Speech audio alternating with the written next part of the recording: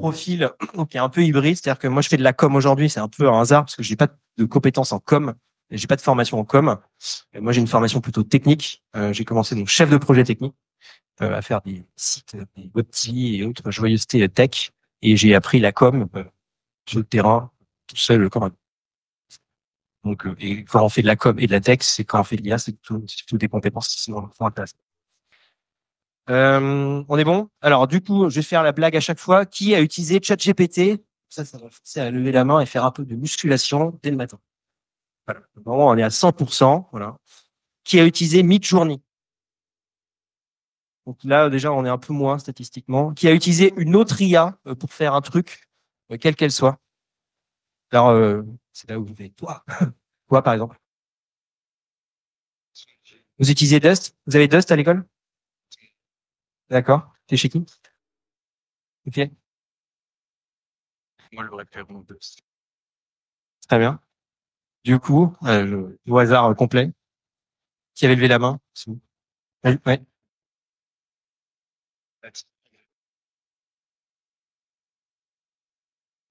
Ouais, très bien. Et du coup, Perplexity pour bien chercher l'information. Comme ça. ok. Et de ce côté-là, bon, personne. Donc du coup, à l'agence, ça fait 2 ans qu'on fait qu'on a mis l'IA partout. Aujourd'hui, il y a beaucoup, il y a un truc sur, en fait, c'est ce que c'est de la création, etc. En fait, aujourd'hui, c'est tous les métiers. Donc en fait, tous les métiers que les gens embrassent l'IA, certains avec plus ou moins de vélocité, parce que les gens s'intéressent de loin, mais c'est pas grave, ils vont être plutôt des utilisateurs. Donc évidemment, toute la création, aujourd'hui, honnêtement, à peu près 100% des projets qui sont faits à l'agence en créa passent par un processus d'IA. Ça ne veut pas dire qu'à la fin, les créas sont faites en IA, c'est-à-dire que l'IA est dans le processus de création. Ça va être également tout ce qui est planning stratégique et conseil. Faire des deep dives sur des marques pour aller faire des rapports de veille, pour aller automatiser des choses. C'est des outils comme Perplexity qui sont utilisés, mais aussi beaucoup Claude, qui a une bonne sensibilité éditoriale. On utilise aussi beaucoup pour aider à la création de plateformes de marques. Ça va être beaucoup en social media. En social media, on l'utilise vraiment à fond pour entraîner sur des calendriers édito, pour automatiser du scripting. Quand il faut faire du script TikTok en masse, ou en fait, drafter des concepts et des créas, on utilise des IA, et notamment dès qu'on est dans une logique de répétition, créer des assistants pour les équipes, ou on forme les équipes à se créer même des assistants. Sur du web, on utilise beaucoup pour faire de l'analyse de cahier des charges rapide. Là, ça peut être du Gemini qui va interpréter des PDF. Et on est en train d'expérimenter en ce moment des processus de conception de sites entièrement avec de l'IA. Alors peut-être que certains connaissent Bolt. Mais si personne ne connaît Bolt, je vous ferai une démonstration. En fait, on se rend compte que des outils IA ne vont pas augmenter individuellement les gens, mais ça va pouvoir disrupter en fait une chaîne complète. On va dire chef de projet, intégrateur, UX designer, créatif. En fait, c'est ce bloc-là qui est disrupté. Alors, ça veut dire que les gens sont remplacés, mais ça veut dire que la manière d'appréhender le projet se fait de manière complètement différente, plus rapide et de manière plus itérative grâce aux IA. Tout ce qui va être brand content, donc là, c'est vraiment toute la création de contenu en vrac. Donc, c'est de l'image, de la vidéo. Donc là, on est tous en train de tester tous les modèles vidéo. Alors, peut-être que certains ont accès à Sora. Si vous n'y avez pas accès, je vous ferai la démo parce qu'on y a accès. En vidéo, on utilise énormément Eleven Labs. Brainsonic aujourd'hui, on est objectivement l'agence la plus experte sur la création d'avatars photoréalistes pour les clients. On produit 900 modules de formation par exemple pour OK en avatar, et on est en train de déployer ça aussi chez Leroy Merlin. Donc on est en train de faire beaucoup. Et puis sur du live et de l'événementiel, donc évidemment il y a tout le processus créatif pour maqueter des choses, etc. Mais aussi il y a tout le sujet technique sur de la diffusion. Ça peut être sur de la transcription en direct, sur du doublage en direct, sur du lip sync qui vont se faire, et donc là qui peuvent aider à une appropriation par l'audience sur ces choses-là. Donc on n'est plus du tout dans une phase il y a des trucs sympas en test, on est vraiment dans une phase de déploiement à l'échelle pour nos clients. Et aujourd'hui, même si on a un pôle IA à l'agence, on a formé tout le monde. Maintenant, c'est vraiment des choses qui sont on track dans les business units de l'agence. Donc en fait, l'idée initiale, c'était vraiment de transformer un truc hype. Il y a encore beaucoup d'entreprises qui sont en mode c'est un peu hype, c'est un peu tendance, à une véritable expertise. Et en fait, tout le sujet de l'IA, et c'est ce que vous allez probablement faire dans les entreprises, tout le monde n'est pas, on n'a pas le même niveau d'avancée, et c'est de passer d'un usage qui est réel, sérieux, à un usage à l'échelle. Moi, c'est ce que j'aide beaucoup d'entreprises à faire. Toute la difficulté sur ça, c'est que en fait, ça va à une vitesse qui est complètement folle, accélérationniste. Où, en fait, vous avez des mises à jour par demi-journée. En fait, c'est assez violent à suivre. Vous avez à peu près 150 news IA qui tombent toutes les semaines, des mises à jour, etc.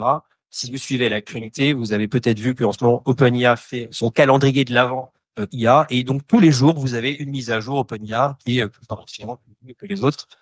Hier, vous avez notamment le fait que normalement, vous pouvez utiliser ChatGPT pour filmer en direct avec votre téléphone. Le téléphone comprend et vous pouvez interroger en vocal la chose.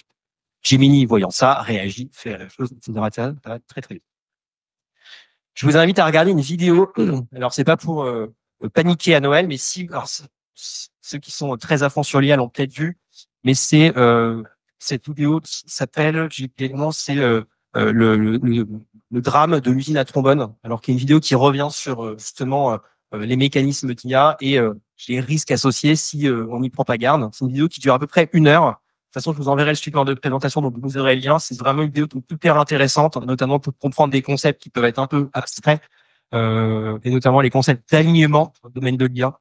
Si ça vous intéresse, il est dessus. C'est des choses qui sont importantes à comprendre parce que on est à une bascule où on va apprendre des nouveaux usages avec l'IA, on va apprendre une nouvelle manière de faire. En fait, c'est des choses qui sont quand même assez pas intuitives, assez différentes, et c'est important d'être à l'aise sur comment ces outils-là fonctionnent pour pas qu'à un moment, en fait, on baisse la garde et on garde une posture d'expertise. Ça, c'est des choses qui sont hyper importantes. Les outils permettent de faire des choses incroyables extrêmement rapidement. Le risque que l'on a avec ce genre de choses, c'est qu'à un moment, on dit, bon, en fait, c'est cool, ça me va, et je ne formule plus d'efforts pour améliorer. Donc, cette vidéo-là revient là-dessus. On y reviendra un petit peu après. Donc, pour en revenir à ce que l'on fait à l'agence, donc aujourd'hui, comme je disais, on fait énormément de choses. On teste beaucoup. On a testé très tôt, depuis donc 2022. En 2022, on avait déjà des projets qui étaient sortis en production. J'y reviendrai bien évidemment. Mais on avait notamment sorti la campagne Becherel. Alors peut-être que certains l'ont vu. La campagne Becherel est sortie la même semaine que ChatGPT à l'époque. Donc c'était une campagne qui était faite en IA, qui parlait de l'IA, puisque c'était Imagine une jolie maison dans une forêt de pins avec une faute sur pain. Et donc, évidemment, quand on mettait ça dans Dali à l'époque, ça faisait des baguettes de pain parce que le prompt était pas bon. Donc, c'était une campagne qui parlait de l'IA, qui était faite en IA. Et pour l'anecdote, c'était les visuels. On avait fait des visuels qui étaient volontairement assez moches parce qu'en fait, on avait fait des tests avec des visuels qui étaient déjà mieux et les gens n'avaient pas été exposés au fait que ça pouvait être fait en IA. Donc, ils pensaient que c'était du Photoshop. Donc, on avait besoin que les gens comprennent que c'était fait par un algorithme, donc que les visuels étaient volontairement un peu amoindri. On avait également fait des campagnes pour les 100 ans de Warner qui sont passés au cinéma. Donc, c'était les tout débuts de la vidéo en IA, donc qui était fait avec du stable diffusion. Donc, c'était des choses qu'on avait pu tester. Et en fait, très tôt, depuis 2022, on a proposé proactivement des choses à des clients pour tester les limites technologiques, etc., etc. Et en fait, d'être dans cette démarche de R&D permanente, en fait, ça a permis de voir les possibles et de pousser les technologies au maximum pour voir ce que l'on pouvait en faire. Aujourd'hui, on commence à voir ce que l'on peut en faire, mais on a à peine effleuré les usages. On va se dire, OK, je peux générer des images, OK, je peux générer du texte. En fait, la puissance de l'IA va venir quand on va commencer à imbriquer tout ça entre elles pour proposer des nouveaux services. Donc là, je vous ai mis tout un petit patchwork, des spots télé pour la banane, typiquement, qui passe dans Télé Matin, où vous avez des mix de 3D, de photos et d'arrière-plan en IA, des pubs qui peuvent être faites en IA, des shootings. Là, on travaille beaucoup en ce moment pour faire du shooting, notamment dans la mode, pour que typiquement les mannequins et les vêtements soient shootés en IA. On appelle ça des shootings synthétiques, mais ça y est, en fait, c'est en train de partir. Des vidéos, tout ce qui va être des packshots produits pour EGC, typiquement, réservez vos places sur EGC pour le film. Des choses qui étaient très compliquées à faire avant, où il fallait faire de la 3D, donc c'était souvent des choses qui n'étaient pas les gens n'avaient pas le temps ni les moyens de financer ça. Aujourd'hui, on peut faire des trucs en 3D en IA très simplement. De l'aide à des affiches, des avatars, bref, en fait, tous les projets aujourd'hui peuvent être nourris par l'IA. Juste, alors, je sais que le niveau, en tout cas la compétence, elle peut être un peu hétérogène. Je vais juste revenir sur 2-3 basiques très rapidement pour mettre tout le monde d'écart dessus. Donc effectivement, tout le monde parle d'IA aujourd'hui, y compris dans la presse, ce qui est un non-sens, un abus de langage, parce qu'on parle de l'IA comme une sorte d'entité. Il y avait encore l'autre jour à la télé en disant l'IA a fait un truc. C'était une erreur de penser ça parce que c'est pas l'IA qui est omnisciente, c'est quelqu'un a utilisé l'IA pour faire des choses. Donc ça, c'est important de toujours ramener sur le fait que l'IA ne pense pas par elle-même, mais il y a bien des gens derrière aux manettes. Et donc le buzz du moment, si je veux dire, concerne les IA génératives. Essentiellement, enfin, pas que ça, mais essentiellement. Les IA génératives, c'est quoi? C'est oui, c'est ChatGPT, etc. En fait, il faut juste comprendre comment ces choses-là fonctionnent. C'est des modèles qui sont entraînés avec de la donnée et qui ne font que reproduire de la donnée avec laquelle ils ont été entraînés. Et donc, en fait, cette logique d'entraînement est essentielle à comprendre pour pouvoir challenger ce que l'IA va donner et pour aussi pouvoir comment on va fine-tuner les modèles par-dessus pour pouvoir le colorer en fonction de notre besoin. Donc, cette notion d'entraînement, elle est essentielle. On y reviendra après. Et après, les spécificités de l'IAG, ça va être effectivement la facilité d'usage. Donc, c'est le fameux prompt. On fait tout un fond en disant il faut être prompt expert, la qualité du prompt, mais plus le temps passe, moins le prompt, entre guillemets, a de valeur parce qu'en fait, c'est des outils, des interfaces, des boutons. Donc, en fait, c'est toute la grosse configuration. Mais le prompt en lui-même a moins de valeur. Ça va avec des impacts concrets pour les entreprises. Il y a déjà des gens qui l'utilisent dans les entreprises, mais nous, en l'espace de 2 ans, en fait, c'est tous les métiers qui utilisent. On n'a pas eu d'équivalent depuis que je suis au travail où une technologie vient de sortir et 2 ans après, 100% de la boîte utilise cette technologie. Où en fait, on va faire des shootings synthétiques. C'est-à-dire que là, aujourd'hui, on en parle assez normalement. En fait, si on se remet en 2022, faire des shootings avec des gens qui n'existent pas, prendre des vêtements, les plaquer sur de la génération, c'était Minority Report. En fait, on vit le truc très vite, donc on l'accepte, mais en fait, on est quand même dans un truc qui est absolument délirant. Et le champ d'application, texte, visuel, vidéo, où on a fait, je vous montrerai, des activations de marque avec des musiques générées en IA, comme Suno ou Dio. Là, vous avez une dernière version qui sont sorties. Le niveau de rendu est assez affolant. Une étude vient de sortir qui estime que 25% des streams sur Spotify en 2028, c'est de l'IA. 25%. C'est des pertes de 3 à 4 ou 6 milliards de dollars pour les artistes. Donc, en fait, on est sur des trucs qui, faut pas se tromper, c'est en train de bouleverser complètement toute l'industrie. Et donc, comme toute course, il y a des pelotons de tête. Alors, parce que encore une fois, on parle de l'IA, mais en fait, c'est les big tech, très essentiellement. Les big tech vont développer leurs modèles, leurs IA. On a bien sûr OpenIA, qui est l'énorme locomotive qui tracte un peu le marché et qui s'en fout un peu de la loi. Donc, du coup, en fait, c'est le marché réagit en fonction d'OpenIA. En tout cas, c'est comme ça que c'est arrivé. S'il n'y avait pas eu de ChatGPT, il n'y aurait pas eu la course IA. Globalement, c'est ChatGPT qui a disrupté tout le marché, qui fait que tout le monde s'est accéléré parce qu'il était en train de me dire. Microsoft, qui a des parts chez ChatGPT, mais qui héberge aussi les modèles, donc eux, ils gagnent à tous les coups. Donc eux, ils ont Copilot qui va être très massivement déployé dans l'entreprise, même si c'est pour l'instant moins bien, c'est en train d'arriver. On a Amazon qui a racheté Claude, il vient de réinvestir un petit peu dans Claude pour que ça marche à hauteur de 5 milliards. Voilà, ils ont remis au pot pour que ça fonctionne, 5 milliards.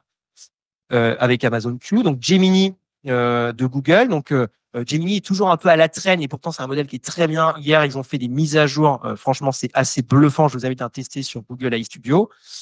Apple avec une autre approche, mais en fait, ils ont aussi un deal avec OpenIA qui vient d'annoncer que ChatGPT était intégré dans les prochains dans iPhone. Aussi.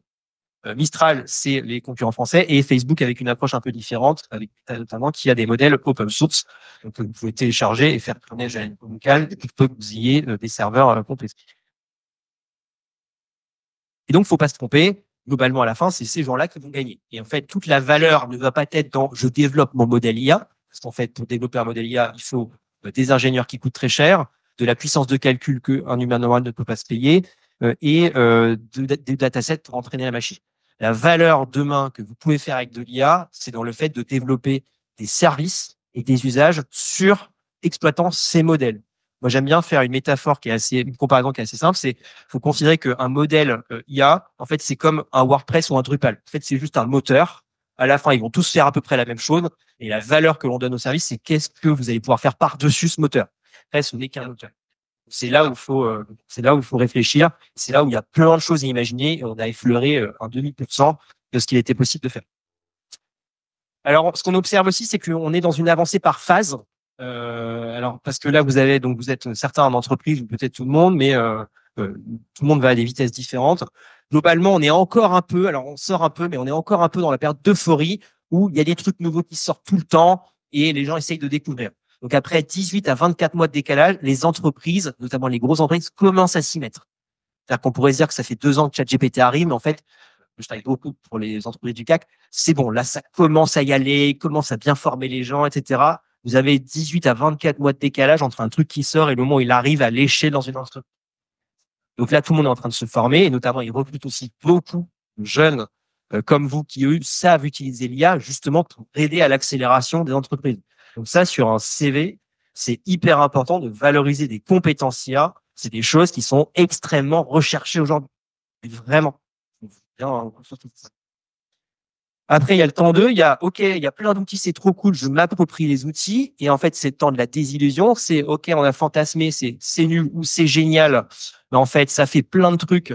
Mais en fait, ça fait pas exactement ce que je veux. Donc, en fait, on se rend compte que ce ne sont que des outils que je dois mettre dans un quotidien. Pendant ce temps-là, vous avez les news qui continuent d'arriver. Il y a de l'accélération continue. Et en fait, on voit des trucs toujours plus impressionnants, alors qu'en fait, la compréhension des gens met un peu plus de temps. Donc, il y a un écart entre les possibles et ce que les gens sont capables de digérer. Donc, ça crée une sorte de trouble. Vous avez même des entreprises qui ne savent plus comment avancer tellement il y a des nouveautés et tellement ils n'arrivent pas à digérer les infos. Donc, il y a le temps de la structuration. Il y a quand même des entreprises qui vont prendre des gens en interne. Par exemple, chez L'Oréal, c'est de faire de l'IA massive. Chez L'Oréal, c'est des qui avancent plus en France sur ces sujets, avec un niveau d'avance sur ses concurrents qui est extrême. Donc, c'est le temps de la structuration. Ils ont des Global Gen AI World. Ils ont des équipes, ils ont des outils, ils ont des partenariats avec OpenAI, NVIDIA, la totale. Donc, ils sont en train de changer complètement les manières de fonctionner. Donc, ils vont structurer, ils vont commencer à mettre des outils, des agents, etc. Et le temps 4, c'est celui de 2025, vous allez en entendre parler à foison, c'est le temps de l'agentification. Alors, ça fait un peu le terme barbare. C'est quoi l'agentification? C'est le fait de avoir des agents, on va dire, autonomes, qui sont capables de faire des trucs un peu tout seuls. Alors, un truc un peu tout seul, c'est quoi? C'est que vous allez non pas briefer une IA sur une action, fais-moi un street ou je sais pas, TikTok, mettons, et vous allez lui briefer sur un objectif IA. Et en fait, l'IA elle-même va décomposer les sous-actions qu'elle a besoin de faire et elle-même réaliser l'action. Et donc ça, c'est l'enjeu de 2025.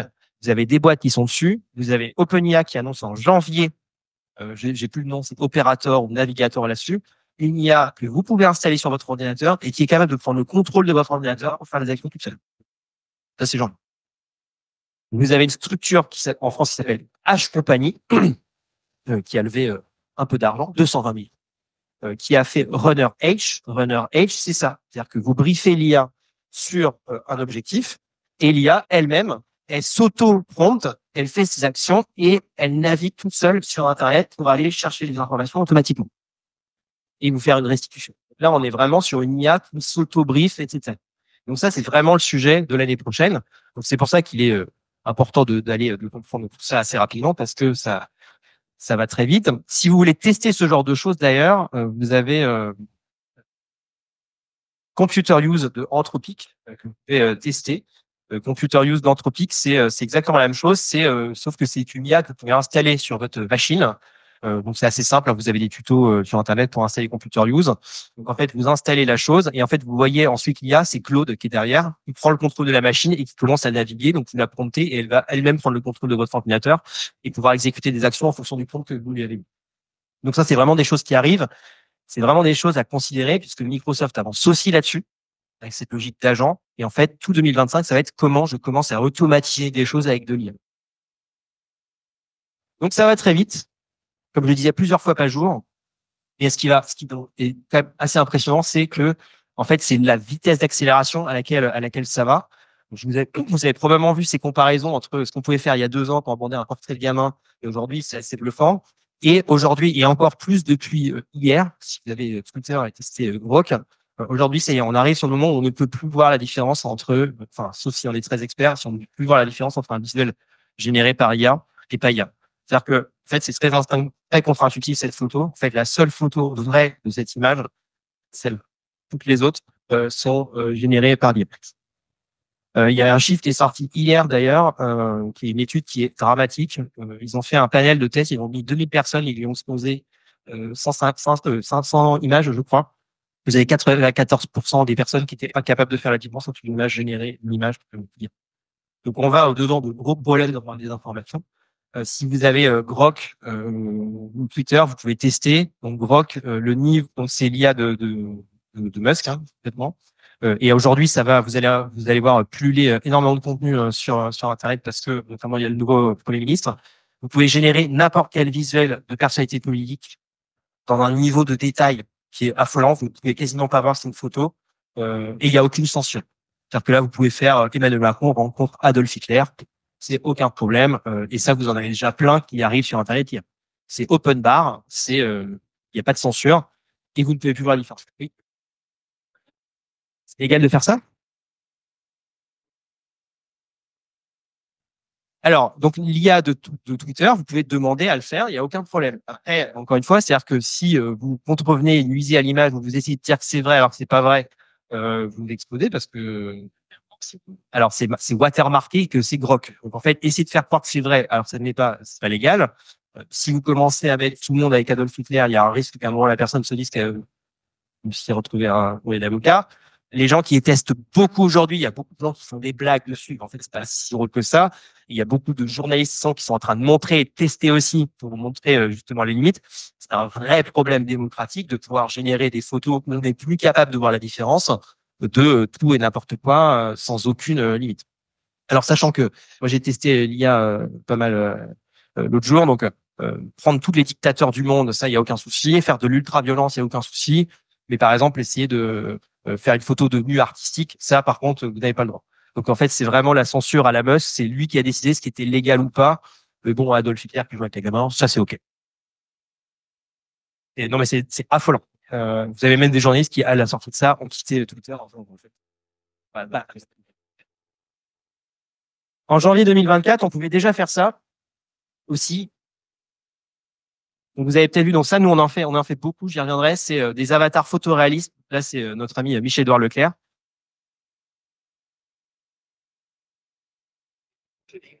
Donc évidemment, ce n'est pas Michel-Édouard Leclerc, c'est un avatar. Donc en fait, on en fait énormément pour notamment incarner sur des vidéos tutos, pour faire des modules de formation. Et c'est en train d'arriver aussi. Il y a des boîtes françaises qui se montent là pour aider les créateurs de contenu à avatariser leur contenu pour produire plus vite. Notamment une boîte qui s'appelle Largit, qui a levé millions également récemment pour justement s'avatariser. Et cette logique d'avatar, encore une fois, elle peut paraître assez contre-intuitive de prime abord, mais en fait, ça répond à des enjeux d'incarnation. Notamment, vous avez une injonction sur les réseaux sociaux à toujours incarner. En fait, c'est ça qui va marcher sur les algorithmes. Et dès que vous êtes dans du pro, c'est pas facile. Les gens n'ont pas forcément le temps. Les gens ne sont pas disposés à tout le temps faire de la web et de la caméra. Et donc, d'avoir un double numérique qui est photoréaliste et super bien, c'est une réponse pour pouvoir produire du contenu incarné plus facilement. Et à partir de juillet 2024, même si Sora avait été annoncé à la début de l'année, on a commencé à faire de la vidéo par IA.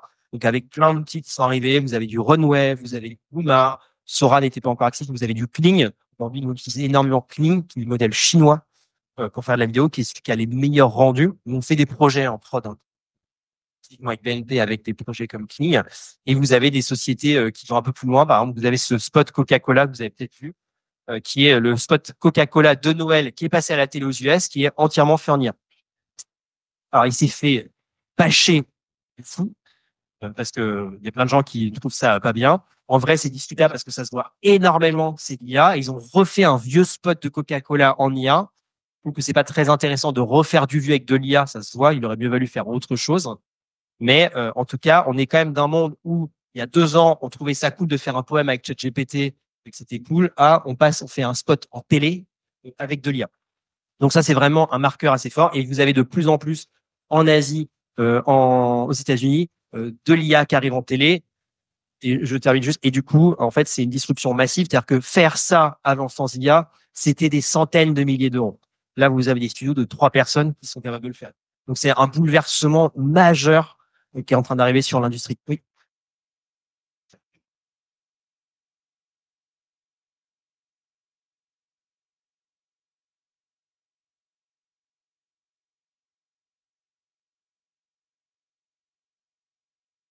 En fait, il y a plein de retours négatifs. Mais Coca-Cola, pour le coup, en France, ils ont même fait des campagnes en France qui étaient un peu dégueulasses. En fait, il faut bien voir le truc dans lequel ça s'inscrit. Parce que déjà, les gens oublient. Donc, en fait, c'est-à-dire que demain, ils vont sortir une autre pub et en fait, celle-là sera oubliée.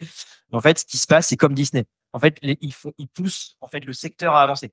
Ils sortent un truc. En fait, c'est pas très bien, c'est pas forcément bien reçu, mais au moins, le secteur a réagi et du coup, hop, on a avancé. C'est comme le sujet des voix off. C'est-à-dire que, qui se souvient de la grève à Hollywood il y a un an? Est-ce qu'on se dit que la grève à Hollywood a eu quelconque impact sur l'IA? En fait, pas du tout. À part retarder les sorties de films, ça n'a eu aucun impact. Aujourd'hui, vous avez des voix en IA, vous avez des acteurs en IA, tout le monde est en train de faire des contrats à l'IA. Donc, en fait, oui, les gens se sont battus, mais il y a eu quand même des clauses qui sont passées et donc ça avance. Disney a fait des génériques en IA, a mis ChatGPT en crédit à une série. Donc, en fait, c'est considéré comme de la provoque, mais en fait, ils font de la provoque, ça débat, nanana, et ça avance. Disney, par ailleurs, est un incubateur de Eleven Labs. Disney finance le premier leader de génération de voix off. Donc ça monte un peu la trajectoire. Oui.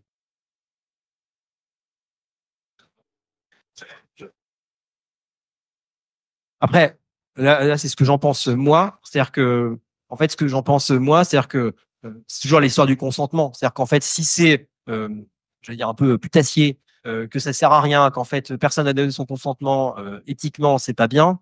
En fait, après, c'est une question morale. C'est-à-dire que moi, j'essaye de pas trop me poser sur ce que moi je crois, parce qu'en fait, déjà, mon avis peut évoluer dans le temps en fonction de plein de trucs. La question, c'est est-ce que c'est fait à des fins un peu négatives ou pas? Il y a plein de trucs qui, je trouve, servent à rien, mais par contre, qui ont pour elles d'essayer de faire avancer technologiquement le sujet. Mais par exemple, dans Star Wars,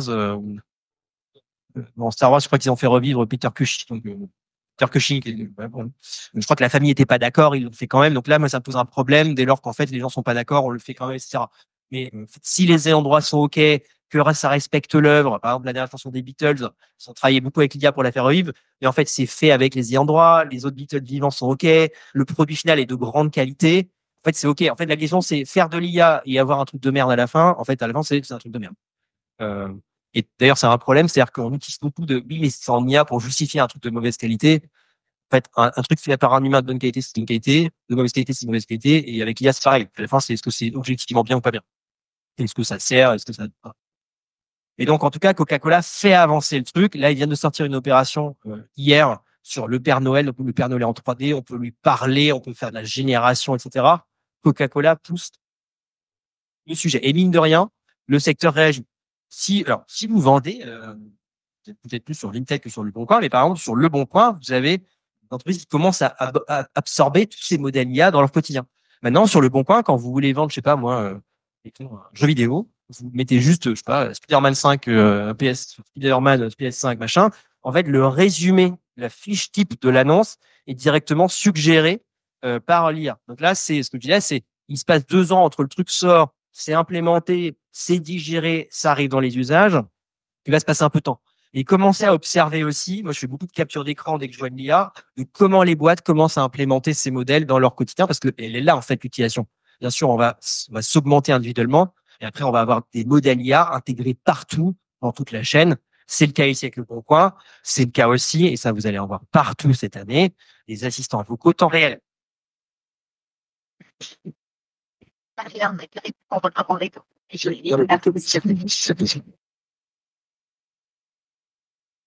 Et ici, depuis quelques mois, les secrétaires médicales sont assistés par l'intelligence artificielle. On vous explique comment ça fonctionne. Donc là, en gros, vraiment, vous décrochez et c'est l'IA qui décroche. Et vous parlez avec l'IA. Et c'est en temps réel.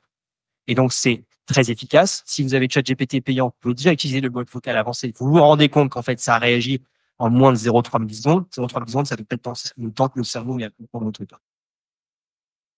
Donc ça se déploie. Les modèles commencent à être matures. On va commencer à avoir dans les mairies, dans les cabinets médicaux, dans les assistances, un premier rempart d'IA. Donc, fini le taper 1, taper 2, taper 3. Ça fait 40 ans que c'est comme ça. Ça, sur les 2 prochaines années, on va avoir de l'IA qui va arriver. Et la dernière étape de ça, une fois qu'on aura tout bien mis, c'est l'étape de la robotique. Alors ça, je vous invite aussi, alors c'est un peu, il reste un peu, mais c'est un peu ça aussi. Donc vous avez vu que peut-être Musk a sorti Optimus. Optimus, c'est le robot d'Elon Musk. C'est un humanoïde qui peut faire tout un tas de trucs et qui serait a priori vendu en 2026 pour 30 000 $. Alors, c'est le prix d'une voiture. Donc, normalement, enfin, il y a fort à parier qu'à partir de 2026-2027, on puisse commencer à avoir des humanoïdes robots chez soi. On pourrait dire que c'est un délire d'Elon Musk, mais non, en fait, il y a beaucoup de sociétés qui font la même chose et qui ont déjà commencé à déployer des robots dans les usines. Vous ne voyez pas, il y en a beaucoup, des robots humanoïdes. Là, j'ai vu dans des hôtels, vous avez des robots qui font le repassage. Ça paraît con, hein, mais en fait, vous avez des robots humanoïdes qui font le repassage et qui classent. Donc, en fait, cette logique de robot humanoïde, ça va arriver. C'est hyper accessible. Les gens disent jamais j'aurai un robot chez moi. Après, j'ai expliqué à ma femme qu'en fait, potentiellement, il pourrait faire le ménage. Elle me dit, mais en fait, c'est vachement intéressant. Parce qu'en fait, ça va déléguer des trucs. Donc, en fait, ce qui nous paraît complètement fou aujourd'hui, il y a dans 5 ans, c'est fort à parier que c'est possible. Et ces robots-là, tout comme les concurrents, sont équipés des technologies d'OpenAI dans la manière de raisonner. Donc, faut bien avoir conscience qu'on est à un moment que j'appelle moi souvent, pour faire simple, le moment iPhone. C'est-à-dire que maintenant, vous n'avez pas connu le moment iPhone, mais globalement, il y avait avant l'iPhone, tout le monde avait un téléphone dans sa poche, par Internet. Et à partir du moment où on a eu un téléphone iPhone dans la poche, en fait, toutes les addictions sont arrivées et tout le monde a commencé à passer son temps sur les téléphones. Donc, en fait, on est à un moment là maintenant de rupture technologique où, en fait, les usages de demain n'auront plus rien à voir avec les usages que l'on a aujourd'hui. C'est pas toujours facile à conscientiser. Et là, on est en train de vivre ça. Et que donc là, vous êtes au moment où, en fait, tout est à inventer, tous les business à imaginer. Il y a un boulevard qui est au même niveau que quand Internet a commencé à arriver. Il faut juste bien comprendre ça et se casser les méninges pour trouver des bonnes idées parce que c'est un océan bleu dans tous les sens, de nouveaux services, de nouveaux usages. Il y a plein de choses à imaginer. C'est vraiment le moment le plus intéressant pour avoir des idées.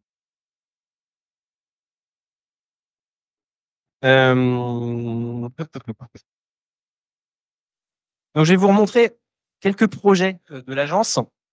Donc, l'idée, pour vous montrer un peu en détail ce que l'on fait, volontairement, le sujet du droit n'est pas évoqué parce qu'on pourrait faire 4 heures sur le domaine du droit lié à l'IA, parce que ça pose des questions sur ce que l'on peut faire par rapport au droit français, par rapport peut-être dans des logiques un peu worldwide. Il y a aussi le droit français, mais avec les droits des autres pays.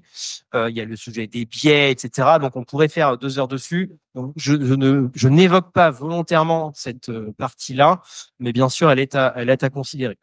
Et juste avant de démarrer, il y a un sujet aussi qui est très motivé par les images de tout le temps, qui est c'est quoi les bons outils? En fait, les bons outils, plein, il y a 150 000 aujourd'hui, c'est ça. Faut arrêter de faire la course au bon outil. En fait, vous avez tous les outils qui à la fin vont converger. Et j'ai écrit un truc l'autre jour, c'est qu'à la fin, de toute façon, les outils sont globalement tous à perte. Ils ont tous levé beaucoup d'argent. Donc là, leur but, c'est de vous capter avec des trucs pas chers pour que la base user soit chez eux. Et globalement, la moitié, voire les 3 quarts de ces outils vont à peu près crever dans les 24 prochains mois. Ils n'auront plus de cash à cramer. Et c'est que les gros qui vont tenir. Donc, le sujet, c'est pas de choisir le bon outil maintenant, c'est d'en choisir quelques-uns par rapport à vos besoins. Et par contre, de passer un temps important dessus pour les maîtriser à fond. Si vous utilisez Claude, utilisez Claude. Si vous utilisez ChatGPT, vous utilisez ChatGPT. Alors, ils ne peuvent pas faire exactement la même chose. Si vous utilisez du Midjourney, etc., mais cherchez à démultiplier les outils. C'est une sorte de course un peu perdue d'avance parce qu'il y a toujours un truc mieux qui va sortir. Par contre, c'est pas ça le sujet. Le sujet, c'est comment je les maîtrise bien, comment je les remets dans mon flux projet. Je pense si ça peut vous aider. Donc, à l'agence, on utilise tout ça. Alors, on pourrait dire, oui, il y a plein d'autres, mais on utilise ça. Donc, sur l'image, on utilise Midjourney à fond. On utilise Flux, qui est donc un modèle open source. On utilise bien sûr la suite Adobe. Il y a des outils natifs bien. On utilise aussi Pimento, qui est une solution française qui elle-même embarque des modèles open source et qui a refine-tuné les modèles open source pour notamment faire, on va appeler des LoRa. Si vous n'êtes pas familier du concept, on va y venir. Les LoRa, c'est des entraînements spécifiques de l'IA, notamment pour des assets de marque. Donc ça, et Pimento est très bien. Sur du texte, on utilise ChatGPT et Claude. Sur de la vidéo, on utilise principalement Hailuo, aussi appelé Minimax, Kling et Runway. Sora, ça vient de sortir. On utilise. Eleven Labs, c'est notre outil principal de génération de voix. Agen, on utilise pour faire les avatars. En France, vous avez Argile aussi qui vient de sortir. Et on utilise aussi, alors c'est pas une IA en tant que telle, mais c'est plutôt une interface, ComfyUI, pour tout ce qui va être des logiques d'automatisation. En fait, dès lors qu'on a besoin de faire, ce qui est le cas en ce moment, on fait un projet typiquement, on doit faire ce qu'on appelle du de-aging En fait, on a une campagne, en fait, on va faire une sorte de photomaton pour que la personne vieillisse de 10 ans. C'est ça la vidéo. En fait, il va y avoir 250 photos à faire avec l'interface. Donc, en fait, on va pas faire 250 photos à la main. Donc, on automatise le processus et pour ce genre de choses, on utilise le Confluent. Et après, quand on fait du développement technique d'application, on utilise essentiellement les modèles Llama, Mistral et les GPT.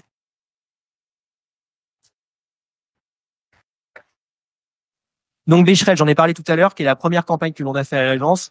Voilà, c'est GPT, donc ça, c'est cool. Je vais pas revenir dessus. C'est la campagne, elle a gagné plein de prix en France et à l'international. Elle a gagné à New York et tout, parce que c'était quasiment une des premières campagnes en IA dans le monde. Et en plus, qui parlait de l'IA? Et en France, elle a parlé Love Brand, Becherel. Donc, elle a fait un carton, mondial pour le coup. Maintenant, ça fait 2 ans. On en parle plus.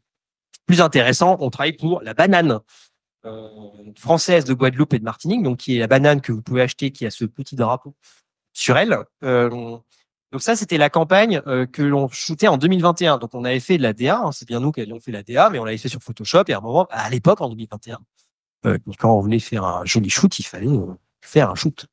Donc, il fallait un photographe, il fallait un studio, il fallait faire ce qu'on appelle PPM pour les pré-production meetings. Tout ça coûtait beaucoup d'argent, puisque enfin, un petit comme ça, c'est à peu près 50 000 euros.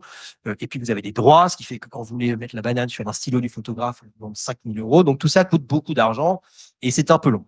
Il s'est avéré que le photographe était un peu de type obtus et donc n'était pas très souple et qu'il s'agissait de rajouter un pins. Donc, il nous a quand même briser les monettes, oui. Ce qui fait qu'à la fin, quand on a pu remplacer le gars par de l'IA, en fait, tout le monde a été content, le client le premier. Et donc aujourd'hui, toutes les campagnes de la banane que vous voyez dans la rue, d'ailleurs, elles étaient dans la rue la semaine dernière, sont faites en IA. Donc ça ne veut pas dire que tout est fait en IA, bien sûr, mais ça veut dire que donc la CR est faite en IA, la CR est faite par nous, évidemment. Le Photoshop du sticker est rajouté. Par contre, le shooting complet de la banane est fait en IA. On fait des choses aussi en vidéo, évidemment. Ça, c'est un spot télé qui est passé sur YouTube pour le PC gaming Légion de Lenovo, parce qu'on est l'agence de Lenovo. Donc là, le spot, il est à 80% en IA. Ça ne veut pas dire qu'on a appuyé sur un bouton et l'IA a fait ce spot-là, mais c'est à dire qu'on a généré tous les éléments que l'on voit 3D, etc., avec des outils d'IA. Et après, les motion designers de l'agence ont repris ce matériel-là pour réassembler le tout et faire une production. Donc en fait, encore une fois, il faut sortir c'est de l'IA, c'est pas de l'IA. En fait, l'IA nous fait de la matière première que après on réinjecte dans des processus de création. Même chose avec Peugeot Frères. Donc ça, c'est une campagne qui est sortie en France. À l'époque, on était encore sur Midjourney sur Discord. On a fait un appel d'offres. Oui, évidemment.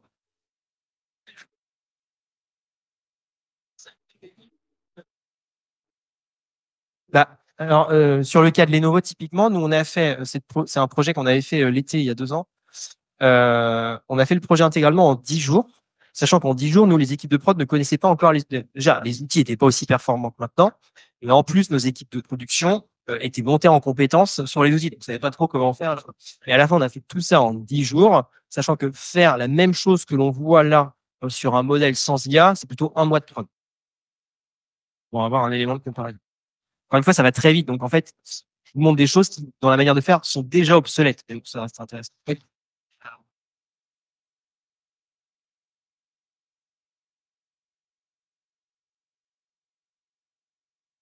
Non, ça va être un complément. Alors, sur le sujet de est-ce que ça va tuer tout le monde et on va tous perdre nos emplois, je pense pas. Je pense que en revanche, il va y avoir besoin de moins de personnes pour faire la même chose. Donc, ça va pas remplacer ou tuer des métiers. Mais c'est-à-dire qu'avant, c'est assez simple. C'est s'il fallait 5 personnes pour faire une tâche et que maintenant l'IA, vous avez besoin d'une personne pour faire la même tâche, en fait, 4 autres personnes peuvent également faire d'autres tâches. Donc, en fait, la valeur des choses va un peu baisser parce qu'il va falloir moins de personnes et moins de temps. Et ça ne veut pas dire que les autres font rien. C'est-à-dire que les autres elles-mêmes vont avoir du temps pour aller faire d'autres choses. Donc, en fait, il va y avoir de la création de valeur à côté. Moi, je pense que c'est plutôt comme ça que ça va arriver. Et après, ce que je crois à titre personnel, c'est que l'IA va nous forcer à rehausser le niveau d'exigence très fortement. Puisque comme tout le monde peut faire des trucs incroyables assez facilement, la valeur de l'incroyable va baisser. Donc, en fait, ce que l'on va attendre comme étant une très forte valeur ajoutée, c'est comment, justement, on est en valeur ajoutée par rapport à ce que peut produire l'IA. Et donc, pour ça, ça demande d'avoir une expertise extrêmement forte sur ces véhicules. Ouais. Alors,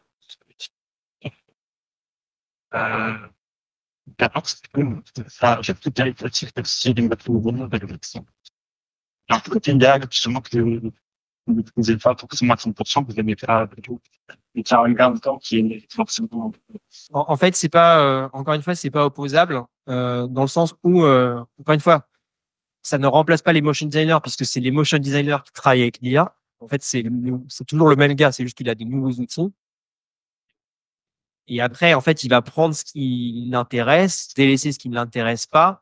Là où c'est plus compliqué en l'état actuel des choses, c'est qu'en fait, de par la nature de l'IA, c'est que autant quand vous faites tout à la main, vous modifiez chaque quasiment pixel de ce que vous faites, alors que quand vous êtes en génération, c'est généré. Donc en fait, si vous voulez modifier juste ce micro machin derrière, c'est plus compliqué que quand vous l'avez fait from scratch. Donc en fait, c'est une question de changement en fait, c'est-à-dire que avant, quand on faisait tout à la main, on pouvait tout changer. Aujourd'hui, vous acceptez que votre meuble Ikea, il soit pas complètement exactement, mais bon, en fait, ça vous a coûté tellement moins cher que en fait, la non-customisation, vous l'acceptez. Donc, en fait, c'est un peu les mêmes mécaniques à l'œuvre, c'est-à-dire que c'est ni mieux ni moins bien. En fait, c'est différent et il y a un devoir de pédagogie. Ça ne remplace pas, ça complète ce qui fait avant. Il y aura toujours des trucs qui seront faits sans IA. Il y aura des trucs qui sont faits complètement en IA et qui sont dégueulasses. Tout ça se superpose simplement.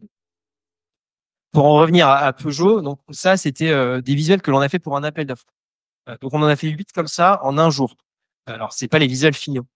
Faut bien se rendre compte que faire ça avant mi-journée, ce n'était pas possible en moins de 15 jours. Vous ne pouvez pas faire ça en moins de 15 jours, en faire 8. Et déjà, vous n'arrivez pas à faire ce niveau de rendu-là à moins d'une journée. Donc, le fait de pouvoir arriver à ce genre de rendu-là avec des projections quasi photoréalistes en un jour, en fait, c'est ce qui a permis de gagner l'appel d'offres. C'est-à-dire qu'avant, pour faire ça, vous aviez au mieux un Photoshop dégueulasse et sinon, plus raisonnablement, vous aviez un croquis au crayon papier. Et c'était comme ça que ça marche. Aujourd'hui, avec de l'IA, ce n'est plus comme ça que ça fonctionne. Avec de l'IA, vous pouvez directement arriver sur de la génération quasiment photoréaliste pour aider le client à se projeter dans les teintes, dans l'esprit, etc. Nous, on avait pour ce projet-là bossé sur des croquis, a priori. Après, ça a été généré, upscalé. On a rajouté les produits qui allaient bien. On a généré la masse complémentaire sur Photoshop. Tout le projet a été piloté avec de l'IA pour faire valider les éléments. Et à l'époque, on avait quand même une problématique qui était une problématique de résolution, puisqu'en fait, ça devait sortir en impression. Donc, c'était, parce que c'est un Galerie Lafayette, c'est parti partout en France, etc. Donc là, vous avez des contraintes d'imprimeur. Là, il faut aller chercher du DPI et compagnie. Et à l'époque, c'était très compliqué de maintenir un niveau de qualité avec une très haute définition. Donc, le projet a été refait à la fin, entièrement en 3D. Mais la 3D n'est intervenue que sur le dernier kilomètre quand tout le projet a été validé. Donc, en fait, d'avoir de l'IA pour ce projet, ça nous a permis de gagner l'appel d'offres parce que nous, on n'aurait pas pu faire le projet et dans les délais et dans les coûts de production qui étaient imposés par le client. On aurait dû faire autre chose. Même chose, donc là, on arrive à l'année anniversaire de cette campagne. Donc là, on va dire, c'est une affiche pour vendre une tondeuse, ce qui n'a rien d'exceptionnel. Mais par contre, elle est 100% en IA, mis à part la tondeuse qui a été vraiment shootée. En fait, Leroy Merlin, on les forme à l'IA et donc en fait, ils sont dans l'expérimentation de ce que l'on peut faire en IA. Donc c'est pas le spot télé évidemment, et là c'est de la pub que vous allez dans le magasin de Leroy Merlin, c'est les kakémonos que vous avez, etc. Il faut savoir que ce genre de visuel là, à partir de ça, c'est à peu près 25 000 euros. Une référentiel. Oui, parce qu'il faut un mannequin, il faut les droits du mannequin, il faut la maison, il faut le studio, il faut le photographe, il faut l'équipe du photographe, il faut 25 000 euros pour à la fin faire un kakémono. Donc c'est un peu cher. Et donc la question a été, ça c'est pas nous qui l'avons fait, c'est l'agence de com qui l'a fait. Est-ce que l'on peut faire des choses en IA qui soient pas photoréalistes au sens où on veut pas, et qui soient d'un niveau de Photoshop cool. OK. Et on a fait le projet. Donc là, vous pouvez superposer les deux, c'est au pixel près, c'est la même chose. Et pareil, ça avait vocation à être imprimé. Donc là, c'est un travail en très haute définition. Ça fait 30 000 pixels de large sur 12 000 de large en 300 dpi. Donc là, vous pouvez imprimer une bâche de 100 mètres avec ça. Ça va passer en définition. Et donc là, c'est intéressant, c'est que vous avez trois niveaux dans l'IA, dans la composition. qui sont intégrés.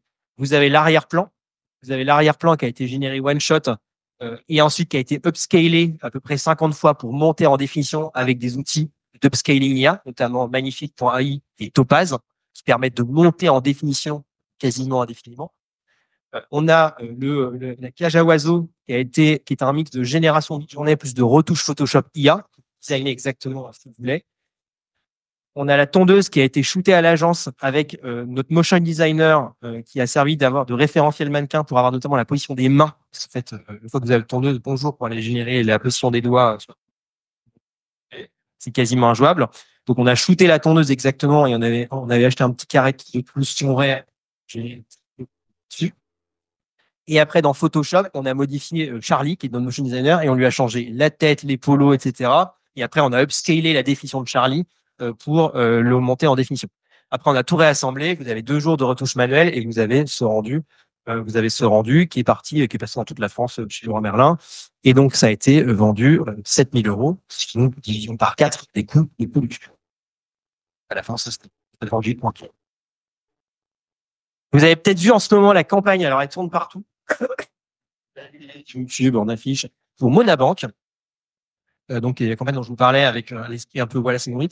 Donc, très bonne campagne. Hein, les chiffres sont très bons. Oui. Ouais.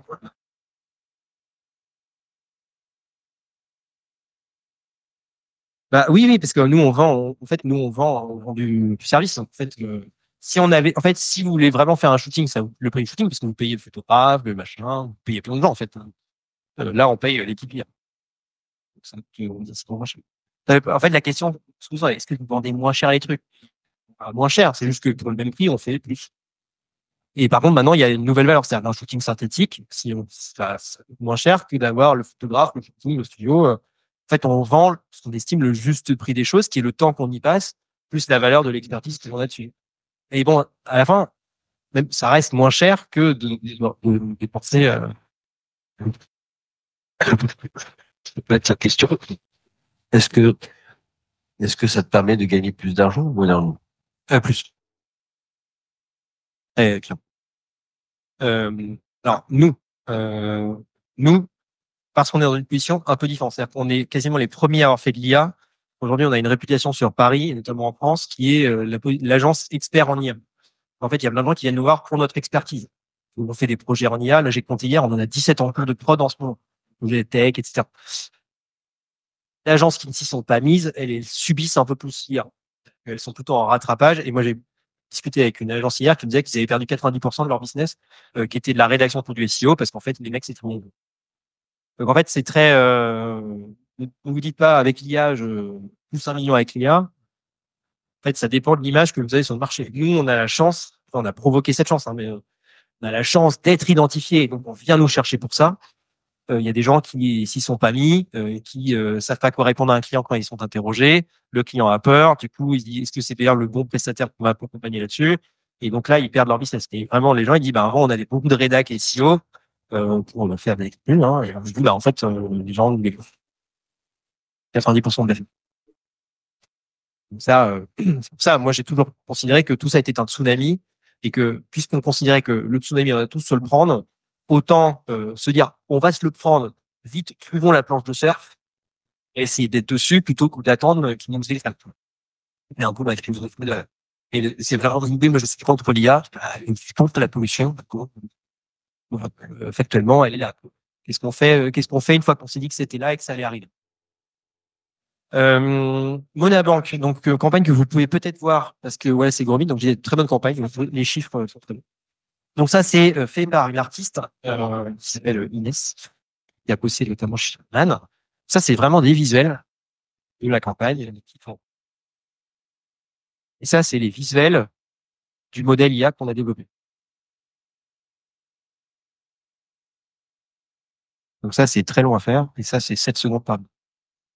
Alors ça, vous ne les voyez pas en production, parce qu'en fait, on n'a pas le droit de les exploiter, parce qu'il n'y a pas d'accord avec l'artiste pour pouvoir utiliser ses créations par l'IA. Je me montre en conférence, ça me sert d'exemple. Il y a des discussions en cours pour pouvoir utiliser, pour pouvoir générer notamment des choses qui ne sont pas ces personnages. Ça, c'est évidemment pas des margoulins. pas faire des trucs dont on n'a pas les droits. Il faut bien comprendre que à partir du moment où vous avez des éléments d'assets de marque comme là, vous pouvez entraîner une IA sur ces assets de marque pour pouvoir avoir des modèles, pouvoir régénérer ad vitam aeternam les assets de marque. Et donc ça change. Il faut bien comprendre comment ça fonctionne en entreprise.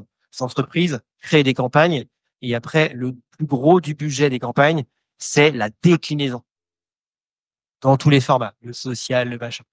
Dès lors que vous avez ce genre de techno, c'est-à-dire que l'approche que l'on a quand on est une agence de com, c'est de pouvoir créer des assets masters, d'entraîner des modèles avec ces assets masters et de faire tourner des modèles pour aider à la déclinaison. Et là, vous avez des gains de productivité qui sont énormes. C'est valable pour l'image, c'est valable pour les langues, etc., etc. Donc ça, c'est vraiment des choses qui sont au cœur du sujet de la réflexion. Et c'est ça qu'on appelle les LoRa. Les LoRa, c'est vous avez un actif, vous entraînez un modèle avec un actif, et après, le modèle est capable de reproduire des choses. Ça va être valable sur le site internet quand vous avez des bases images, ça va être les futures banques images de marque. Ça, c'est-à-dire qu'à l'avant, quand BNP faisait des banques images, ils ont payé un photographe qui faisait 3000 photos. En fait, il n'est pas dit que demain, il fasse pas que 100 photos et que sur ces 100 photos, ça sert l'actif, ce soit l'actif et qu'après, on fasse tourner des modèles, s'entraîne sur ces 100 photos, etc. Donc là, vous allez avoir un changement de paradigme qui est en train de s'opérer. Bon exemple d'un ami qui est DA, que je vous invite aussi à suivre, qui s'appelle Jérôme Alizard. Il est mon DA, qui est un très bon DA et qui s'est mis à fond dans l'IA. En fait, ça a changé. Ça fait bon. Donc là, c'est une démonstration d'un LoRa basé sur des sneakers. Donc, il me prend des marques. Il y a une musique de merde, donc je le baisse. Donc, il prend ses sneakers. Il va les shooter. Donc, il va les prendre à 360, un peu comme il peut. Voilà. Il va récupérer ces photos, il va les mettre dans une IA. Donc, il va créer un LoRa. Il va entraîner un modèle sur cette base. Et après, le modèle, il sait ce que c'est que ces sneakers et il est capable, du coup, de la régénérer les sneakers dans tous les contextes. Alors, et après, vous mettez ça en vidéo, vous pouvez faire des vidéos comme ça. Ça prend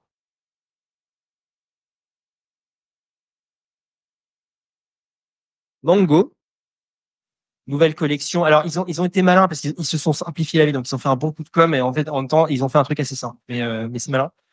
Mango, donc la collection, je sais plus quoi, mais qui est la collection teen dans ce truc-là, intégralement en IA. Sur le site, hein. Full IA. La fille n'existe pas. Alors, c'est marqué, hein. These images have been generated by AI. Donc, la fille n'existe pas. J'ai vérifié, hein. On fait de la reconnaissance faciale à l'agent, donc j'ai vérifié qu'elle n'existait pas. Qu'elle n'existe pas. Alors, ils se sont simplifiés la vie dans le sens où c'est une collection avec beaucoup de legging. Donc, l'avantage du legging, c'est que vous avez c'est des choses avec beaucoup d'aplats. Donc, en fait, dès que vous êtes, par exemple, dans de la lingerie, il y a un des sujets hyper intéressants. Vous faites de la lingerie mécaniquement, vous avez de la maille. Donc, en fait, c'est des micro-détails qui sont très, très fins. Et donc, là, c'est hyper intéressant de tester des IA là-dessus, pour voir justement la proximité entre le modèle d'origine et comment l'IA arrive à reproduire le détail de la lingerie. Donc, souvent, si vous allez avoir des décalages sur des aplats, il y a très peu de soucis. Donc là, ce qui se passe, c'est que ils ont fait, je vous explique comment ils ont fait. D'abord, ils ont généré une fille. Donc, ils ont créé un LoRa de cette fille-là. Donc, ils ont généré plein de visuels avec n'importe quoi comme IA. Et donc, ils ont entraîné avec ces IA-là un modèle d'IA pour pouvoir reproduire cette fille-là dans plein de contextes. Donc, ce qui nous donne cette fille-là. Ils ont ensuite utilisé des IA qu'on appelle des IA de try-on. Donc, c'est en gros, vous mettez le vêtement sur fond blanc. Et en fait, vous avez l'IA qui va l'appliquer au personnage. Et après, probablement qu'ils ont fait aussi un contrôle sur l'arrière-plan pour pouvoir superposer, enfin, pour pouvoir générer des arrière-plans cohérents. Parce que les LoRa, vous pouvez les superposer. Vous pouvez dire, je veux cette fille-là avec ce modèle-là, dans cette tonalité-là, avec etc. C'est pas forcément du prompt. Vous pouvez enchaîner les modèles pré-entraînés. Et à la fin, vous avez quelque chose d'assez cohérent. Et donc, vous avez le célèbre hack de je rajoute un peu de grain Photoshop pour un peu masquer les détails. Et donc, c'est ce qui se passe. Si on zoome bien à l'échelle réelle, vous avez un peu de grain. Donc, ça, c'est les options caméra raw dans Photoshop. Vous mettez un peu de grain. Ça fait un petit côté un peu vrai, mais en fait, c'est souvent une bonne astuce pour masquer la misère. Et ça marche très bien. Mais à la fin, c'est hyper convaincant. C'est hyper convaincant, sachant que ça, vous perdez à l'impression et puis ça marche. Donc ça va vraiment arriver. Globalement, il y a des articles qui sont en train d'arriver sur est-ce que mannequin est un métier d'avenir. Honnêtement, je ne pense pas. C'est-à-dire que là, tout le monde est en train de basculer là-dessus. Leclerc, nous, les shootings sont faits en IA. Grosso modo, dans 3 ans, il n'y a plus de vrai shooting. Cher. Tout le monde est fameux. Il y avait des questions qui avaient une question. Oui, oui. Oui. Et la réalité de prendre ça par son toi. Alors, comment elle a fait? Bah, en fait, pour générer quelqu'un, on va taper, je sais pas, dans Midjourney ou dans n'importe quel IA, je sais pas, le Kifi, Brume, de temps en temps, la Fobat, avec donc là, ça vous fait un profil, mais générer une autre photo avec le même prompt en faisant des variances potentiellement d'angle. Donc là, ça va vous donner souvent la même personne. Dans Midjourney, vous avez un paramètre qui s'appelle le CRF. Vous allez dans Midjourney, vous avez CRF et du coup, c'est la consistance de caractère. Ça va vous faire toujours le même personnage. Donc, si vous avez un personnage qui vous sait bien, vous utilisez ce paramètre-là, ça va faire toujours le même personnage et vous pouvez changer d'angle. Donc, ça vous permet d'avoir plein de photos d'une personne qui n'existe pas. Et ensuite, vous prenez toute cette photo-là et on installe des sneakers, vous mettez dans une IA qui elle-même s'entraîne sur ce personnage-là et qui va du coup faire toujours le même personnage.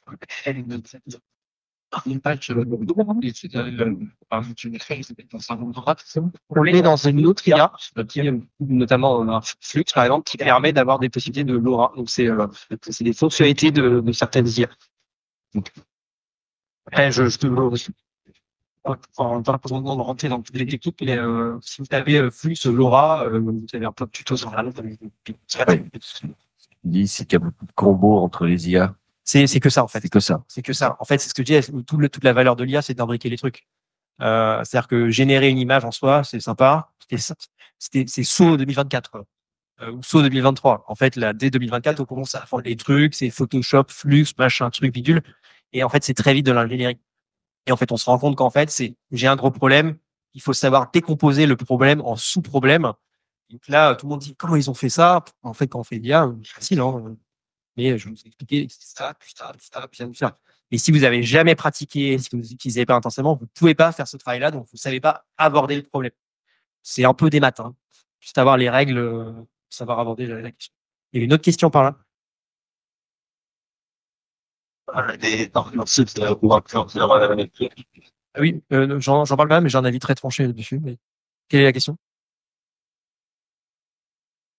Ah non, je pense que les influenceurs virtuels IA, alors il y en a déjà, hein, il y avait une influenceuse espagnole qui a été utilisée dans les campagnes BMW, mais c'était un peu le premier, etc. Aujourd'hui, ça pullule. En fait, le modèle des influenceuses IA, pour parler crûment, faut bien voir en fait ce qui est derrière. C'est-à-dire que tout le monde alors là, vous avez une influenceuse au Puma marocaine qui d'ailleurs a tous les stéréotypes possibles. Donc là, c'est quand même Puma génère une fille qui n'existe pas pour lui donner une consistance sur Instagram en ayant tous les stéréotypes. Et c'est la marque qui contrôle. Alors que l'essence même de l'influence, c'est que ce sont des gens qui se sont mis en face des marques pour proposer des contenus vrais. Et du coup, les marques trouvent ça intéressant d'avoir cette authenticité. Donc, que la marque crée une fausse influenceuse, ça n'a aucun sens. C'est vraiment crétin au possible. Après, le vrai truc, ce qui n'est pas trop dit frontalement, mais ce qui est le vrai truc, c'est que l'influenceuse virtuelle, en vrai, derrière, c'est toute l'industrie du porno. Faut pas se tromper de pourquoi ça marche.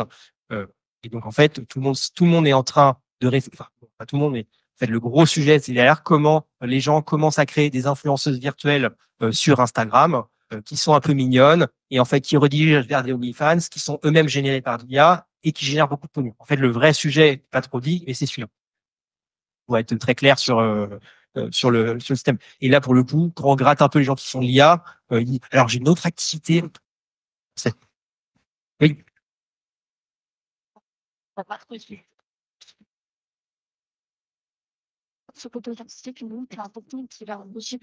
Alors, je pense,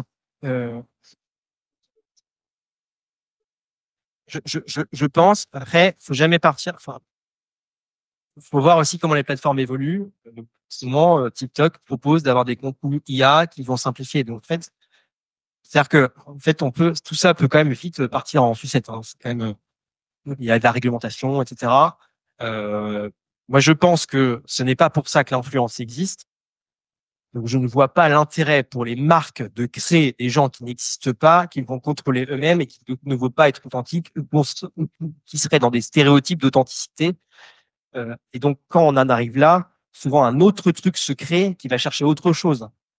TikTok s'est créé parce que les gens ne supportaient plus les logiques des marques sur les réseaux sociaux. En fait, dès l'instant où vous arrivez à saturation, un autre truc existe et se met en opposition avec le système.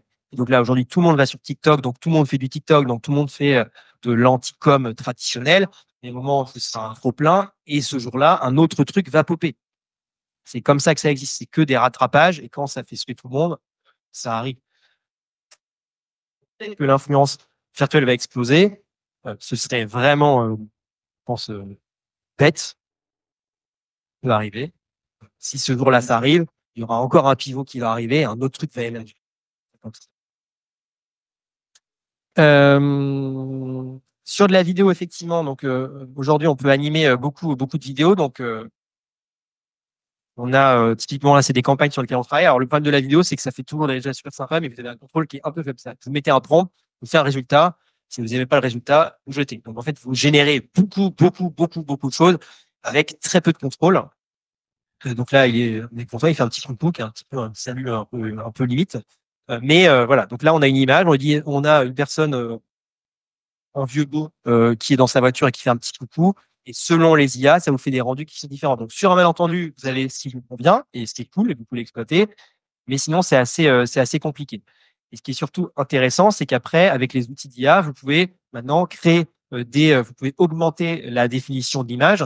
C'est-à-dire que là, on a utilisé notamment Runway qui permet de passer d'une image carrée en vidéo à une image horizontale. C'est-à-dire que Runway va compléter la vidéo en fonction de la matière qui vous manque. C'est vraiment, vous mettez, je sais pas, un format vertical, vous dites complètement la vidéo sur les côtés et elle va inventer en vidéo tout le reste et vous voyez pas les raccords. C'est impossible.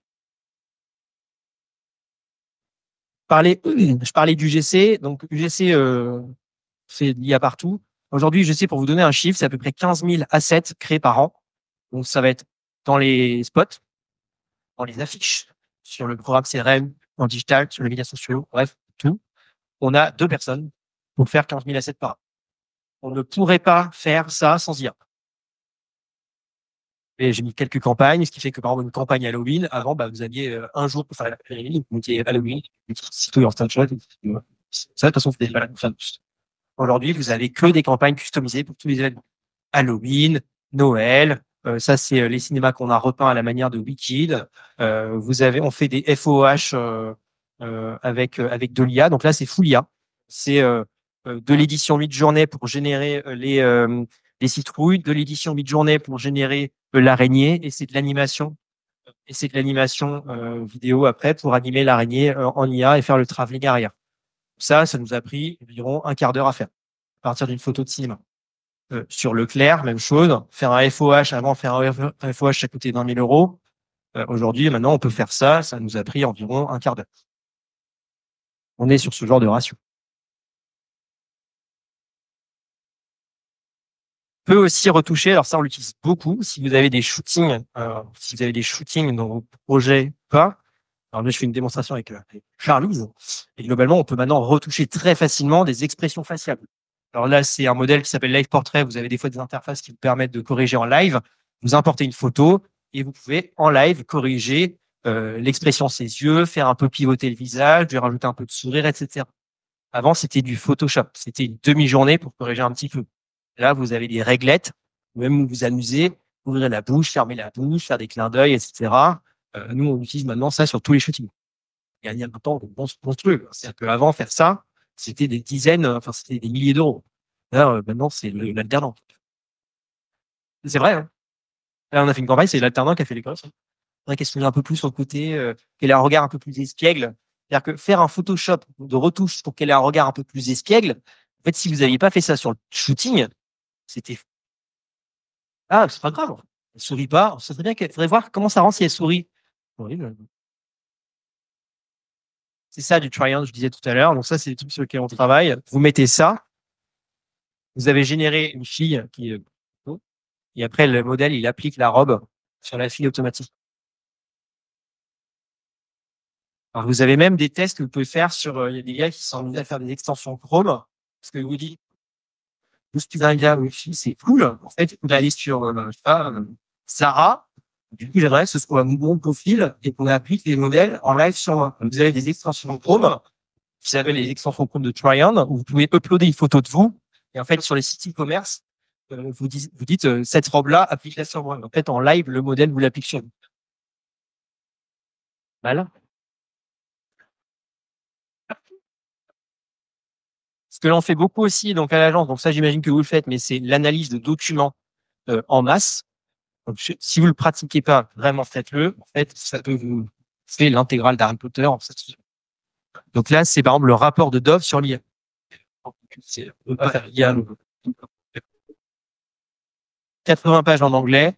On donne à une dérive à l'IA. En l'occurrence, c'était une ligne derrière. Lecture du document, 7 secondes. Synthèse du document en français alors qu'il était en anglais, 7 secondes. J'ai vu le rapport, les 0. Marche bien. Donc, nous, tous les appels d'offres sont digérés comme ça aujourd'hui.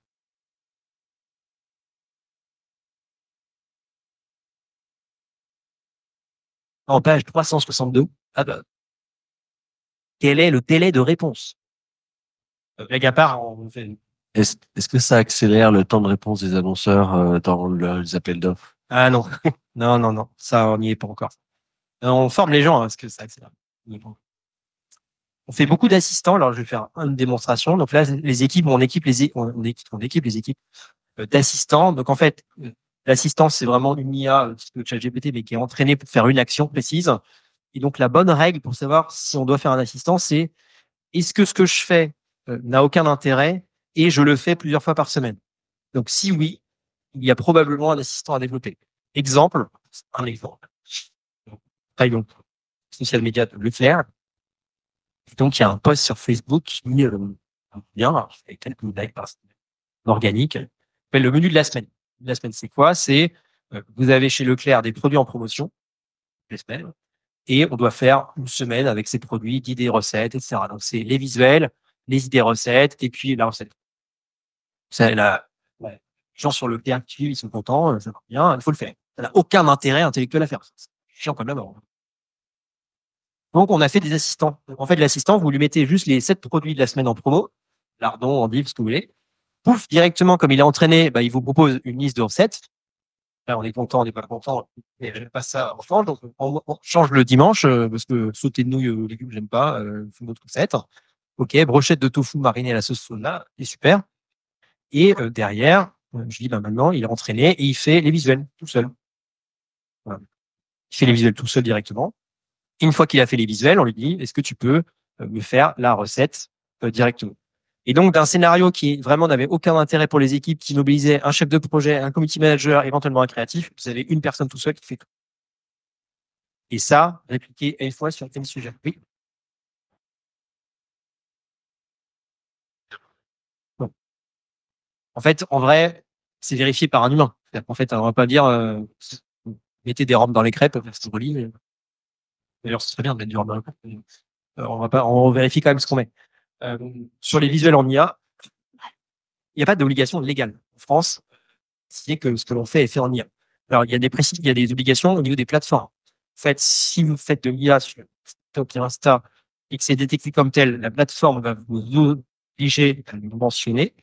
C'est pas la loi française, c'est la plateforme. La loi française vous oblige de dire c'est de l'IA uniquement dans le cas d'un deepfake. Sorti du cadre du deepfake, vous n'êtes pas tenu de le préciser. Ce qui ne veut pas dire qu'il ne faut pas le préciser. Ce qui veut dire que vous n'êtes pas tenu légalement de le faire. Donc, c'est au choix de l'annonceur de dire est-ce que ça a un intérêt, par exemple, Mango l'a cité, il a pu ne pas le faire. Je pense qu'ils le font aussi, c'est un coup de com'. Ah, et en fait, très vite, ça va plus être mentionné, ça fait de l'IA, parce qu'en fait, là, on dit, OK, tout est fait en IA ou pas fait en IA. En fait, c'est des trucs qui sont retrouvés dans tous les sens. Donc, la notion de qu'est-ce qu'est l'IA, qu'est-ce qui est touché. Est-ce que si Mango, la fille avait existé, mais que tout le shoot avait été fait en IA, est-ce qu'on aurait dû dire que c'était de l'IA ou pas de l'IA? Vrai, je ne sais pas. Ouais.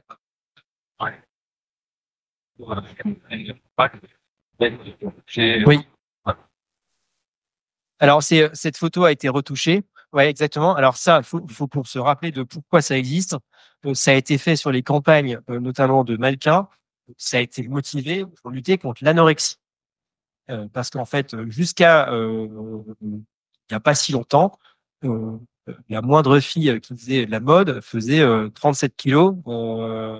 Et donc, en termes de projection, c'était pas top.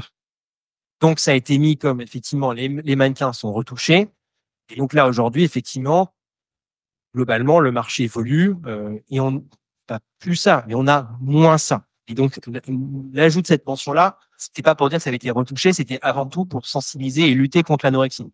Donc, on verra comment le droit évolue sur cette question-là, mais en tout cas pour l'instant, s'il n'y a pas de volonté de nuire, tu peux forcément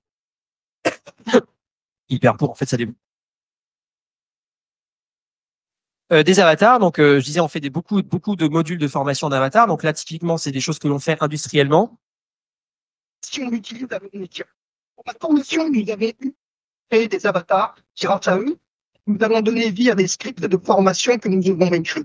Ces petits modules vont permettre d'apprendre de revoir le geste en 2 ou 3 minutes. Et donc, pourquoi on utilise l'IA? Parce que cela nous donne... Donc, il a jamais tourné cette vidéo. C'est le patron de Guy Hockey. Il n'a jamais tourné cette vidéo et aujourd'hui, on produit 900 modules de formation. Alors, c'est pas juste les avatars, le projet. Oui. C'est 100% ça va. Il a une voix un peu aiguë comme ça, c'est 100% ça va. Le projet Guy Hockey, il est hyper intéressant. Je vous en parle 2 minutes. C'est que, en fait, la finalité, ça va être effectivement les avatars. Mais, en fait, pour faire des modules de formation, il faut une avatar. Ça remplace la production pour le coup parce que ça, c'est trop cher. Mais il faut les scripts. Les scripts aussi sont faits en IA. Ce qui fait qu'en fait, on récupère la matière première de Guy Hockey et on a un premier modèle IA qui fait de l'extraction de données non structurées. Donc, en gros, qui va piocher dans la matière un peu en bordel et qui va structurer une trame ou module de formation. Et ça, c'est validé par l'humain qui dit, OK, par rapport à cette question, ça, c'est une bonne trame de formation. Une fois que c'est validé, c'est envoyé à un second modèle IA, qui lui est entraîné sur des scripts Guy Hockey et qui prend la source en entrée et qui transforme ça en script de formation automatiquement. Et une fois qu'on a cette chaîne-là, donc on sait produire des scripts et des vidéos automatiquement, quand on compile tous les modules de formation les uns avec les autres, en fait, ça fait ce qu'on appelle une base de connaissances, parce que vous avez 900 modules de formation qui contiennent le savoir de Guy Hockey. Et donc, cette base de connaissances-là, on l'entraîne sur un 3e modèle sur le site que les gens peuvent requêter en langage naturel pour dire le client est un peu résistant ou je sais pas, la femme veut acheter mais le mari veut pas, comment convaincre le mari, mettons. Donc, il n'y a pas un module de formation en tant que tel, qui est une question sur lequel le modèle peut se nourrir par rapport à ce qu'il a appris. Et donc, le modèle peut faire une restitution écrite par rapport à la problématique et repousser les vidéos de formation adéquates. Et puisqu'on a ce modèle-là, derrière, on branche le vocal, ce qui fait que les agents immobiliers peuvent aussi chatter avec l'intelligence artificielle pour se former en vocal temps réel. Donc, c'est tout ça le projet Guy Hockey. Et là, on n'est vraiment pas sur j'ai une IA, c'est vraiment j'ai un ensemble d'IA imbriquées entre elles qui répondent à un usage unique. Sur les sujets des avatars, donc là, on s'est entraîné sur une vraie vidéo et après, on peut faire des avatars. Il y a des nouveautés qui sont intéressantes. Moi, j'ai fait une conférence à l'EBG récemment et j'avais que le MP3. Ils m'ont envoyé MP3, c'est un peu chiant. Et après, j'ai testé une conférence, j'ai testé un truc où j'ai récupéré des photos officielles de la conf et j'ai utilisé ces photos-là pour les transformer en avatar et resynchroniser et lip-syncer par rapport à mon MP3. Donc en fait, toute la vidéo que vous voyez, c'est intégralement recréé artificiellement donc par l'IA. Donc la voix, c'est bien moi, la conférence, c'est la bonne, et par contre, les images vidéo sont simplement générées en fonction de ma voix dynamiquement. Vous aviez déjà vu Morgan l'année dernière, les algorithmes allaient persécuter de la com à partir du moment où on pouvait impacter tous les médias. Générer du texte, générer du son, générer des images. Bien sûr, il y allait voir toujours la valeur ajoutée, mais globalement, les retours de nouvelles sites et la qualité. On a réussi je peux compter. Il y a d'autres plans. Et donc, vous avez, voilà, il y a 30 minutes de conférence de vidéos. Et en fait, techniquement, toutes les vidéos sont générées par lui. Des choses que l'on fait aussi beaucoup à l'agence, c'est tout ce qui va être lié à l'événementiel et au lip sync. Donc là, c'est un plateau télé qu'on a fait pour April, donc c'est des assurances. Donc c'est 1 heure et demie de plateau télé avec 5 intervenants. Et en fait, l'intégralité du plateau a été pour le coup deepfaké en 5 langues pour qu'il soit diffusé dans les langues maternelles de tous les pays dans lesquels l'assurance est présente. Donc vous avez vraiment un plateau classique et tout est deepfaké pour que ce soit la vraie voix des personnes et que vous ayez un lip sync parfait sur la. Donc la conclusion, c'est que quand même, ça marche incroyablement bien et que le watch time, donc le temps d'attention dans tous les pays est quasiment de 100% de par le fait que la conférence a été jouée dans la langue native. Et donc ça, on pourrait dire, oui, c'est un peu futile. Il faut bien se rendre compte que tout le monde dans l'industrie de la série, etc., bosse là-dessus pour que globalement, vous ayez les vraies voix des acteurs demain qui soient expliquées sur les séries. Tout va arriver dans le cinéma. On travaille alors plutôt en mode exploratoire. Donc là, c'est un projet qu'on a fait qui est sorti, mais qui est en projet interne. Donc c'est pour ça que le rendu est pas aussi nickel, mais c'est toujours intéressant. Pour vendre un projet immobilier pour un client, en fait, on se dit, fallait soit partir avec un cabinet d'architecture, mais ça coûtait très cher. Soit on s'est dit, on va faire la vidéo de démonstration du projet pour vendre le projet full IA. C'est ce qu'on a fait. Et donc là, on a travaillé avec des gens qui font du design intérieur. Donc on fait des croquis. Donc là, c'est typiquement le genre de croquis qui a été fait. Et on a utilisé l'IA pour intégralement texturer tous les éléments en fonction de l'univers. Donc, à partir de simples croquis qui sont faits, derrière, vous utilisez les IA pour faire le texturing en temps réel. Et donc, on a fait ça sur tous les plans. Et derrière, ça donne des vidéos. Alors, encore une fois, préambule, ce n'est pas un rendu exposable en B2C directement. C'était plutôt là pour vendre de l'interne. Mais vous avez des choses qui sont de cette nature-là. Dans l'expérience qui accueille sur tester les instruments du guide qui réinventent les biens du groupe. Donc, vous voyez, ont uniquement été faits en croquis, etc. Et l'ensemble du texturing, de l'animation, des effets de parallaxe derrière est intégralement fait avec de l'outil. Pierre, je te propose.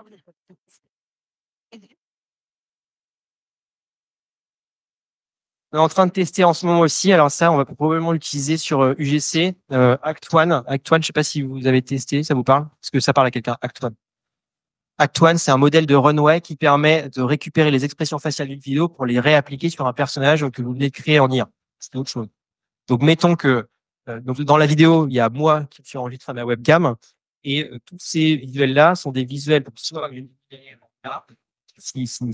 donc là c'est un flux, soit pour faire un test avec Star Wars 3. Donc vous allez voir que tout est synchronisé en live sur ce que je fais. Et le nouveau modèle d'intelligence artificielle de Runway, Act1, de terminer, permet de passer les émotions et les expressions faciales sur une autre image pour animer. C'est valable. Donc là c'est pas mal, c'est intéressant. Les humains, les personnes. Et donc, le modèle a évolué. Donc, ça, c'est sorti il y a un mois. Le modèle a déjà évolué. Maintenant, vous pouvez le faire sur la vidéo. En fait, vous générez une vidéo et après, vous réappliquez l'expression faciale sur la vidéo en tant que telle. C'est notamment hyper intéressant pour de l'animation, typiquement, de personnage 3D. Et pour le GC, c'est ce qu'on va exploiter. La musique. Alors, la musique, vous avez, quelqu'un utilisé Suno déjà? Suno, Audio. Voilà. Vous avez probablement fait des vannes dessus. Nous, on l'a utilisé, donc on est là. Ça a été la première campagne de com en France à exploiter l'IA musicale avec TUI. Donc, quand c'est sorti, c'est empêché de faire un truc parce qu'on savait qu'il fallait télécommuniquer, parce qu'après c'était moins drôle. Et donc, on a fait le souvenir de tes vacances en IA. Donc, en fait, sur la communauté TUI qui est assez active sur la solution, on a demandé à tous les gens de nous donner leurs souvenirs, leurs meilleurs souvenirs de vacances. J'étais dans les clubs de TUI. Et on leur a fait des chansons sur mesure à la volée en IA et en leur répondant en commentaire. Ça a été un carton. Donc je vais vous mettre des extraits. Survivre sur le ciel, et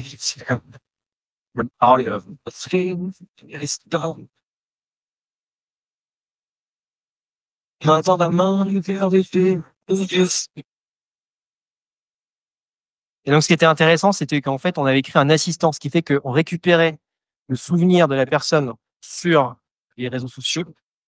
On l'envoyait, on le loguait dans une solution en no-code qui s'appelle Airtable pour historiser. Ensuite, on avait un assistant qui prenait le commentaire, qui savait directement, qui savait directement des paroles un peu timées dans le temps pour que ce soit nickel. et derrière, on récupérait ces paroles pour les mettre dans Suno et après, on les renvoyait. Ce qui fait que le temps total entre je poste un commentaire et le gars récupère sa chanson, c'était en moyenne 5 minutes. Donc derrière, après, on a fait les 10 meilleures chansons ont été votées. Vous pouvez récupérer sur Spotify. C'est un truc de marque. Ça reste un truc de marque. N'hésitez pas de faire le tube de l'été, mais pour autant, c'est intéressant. C'est une utilisation un peu ludique que l'on peut faire. Ça, c'est juste une démo qu'on avait fait il y a quelques temps, mais qui était assez intéressante parce qu'on a beaucoup travaillé sur les sujets de voix et de changement de voix. Un exemple qu'on avait fait dans des expérimentations, alors que je l'ai pas mis sur Internet pour éviter de me prendre un conseil, mais c'est donc la chanson Blinding by the Lights. En fait, tester ce que l'on pouvait faire à l'époque. On a pris la chanson, on a splitté les voix et la musique avec une IA.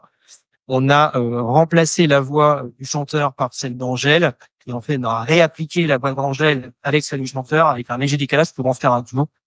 Et on a créé la chanson de Angèle avec The Weeknd. Évidemment, le même en arrête, mais ça donne ça et c'est assez convaincant.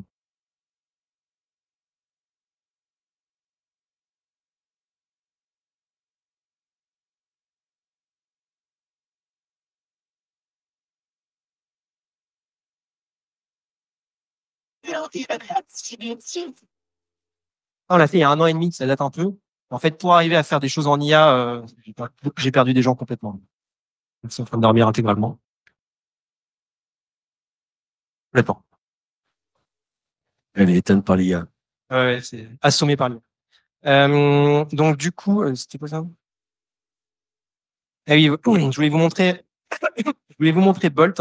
Alors si sur Internet, je vais vous faire la démonstration en live. C'est peut-être alors Bolt, si vous faites des sites Internet, Ah oui, ça arrive. ça arrive.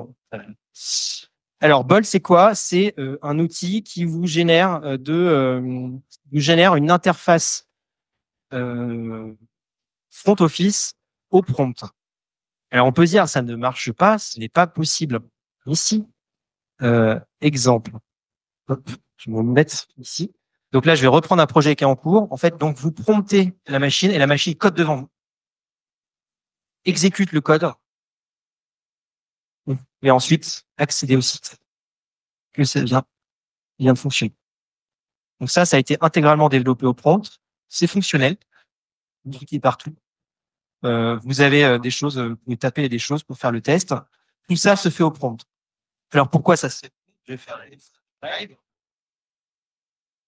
Voilà. On voit pas ton écran.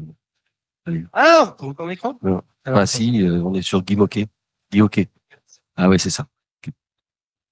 voilà, donc là j'ai mon interface et donc je vais caractériser mon prompt, donc ça veut dire